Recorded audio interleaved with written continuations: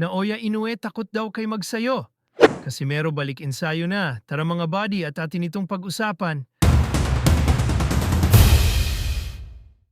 Mga buddy, mainit na naman ang balita sa mundo ng boxing. Isang pangalan ang muling umingay, Mark Magsayo. Matapos ang ilang panalo at unti-unting pagbabalik ng kumpiyansa, hayagang hinamon ni Magsayo ang isa sa pinakakinatatakutang boksingero ngayon, ang Japanese monster na si Naoya Inoue. Isang hamon na agad pinag-usapan ng fans at eksperto. Kaya ba talaga ni Magsayo si Inoue kung sakali? Pero buddy, ito ang mahalagang linawin. Mismong si Naoya Inoue na ang nagsalita. Ayon kay Inoue, hindi raw niya kayang tapatan si Mark Magsayo, hindi dahil sa takot, kundi dahil hanggang featherweight lang daw siya lalaban. Ibig sabihin mga buddy, weight limit ang dahilan. Hindi kakulangan sa tapang o kakayahan.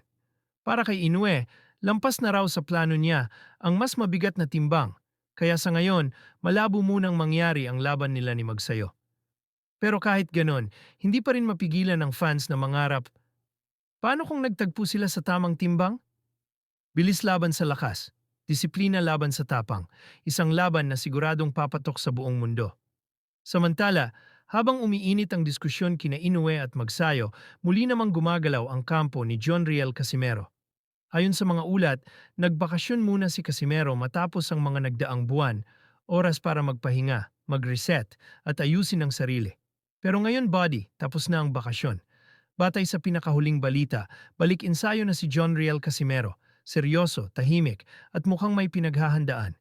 Parang malinaw ang mensahe, habang ang iba nag-uusap, si Casimero naghahanda. Tatlong pangalan, tatlong posibleng senaryo, isang division na punong-puno ng tensyon. Mga buddy, tanong ko sa inyo, kung kayo ang tatanungin, sino ang ipapaharap nyo kay Inoue? Si Magsayo ba na may lakas at tapang? O si Casimero na gutom sa pagbabalik?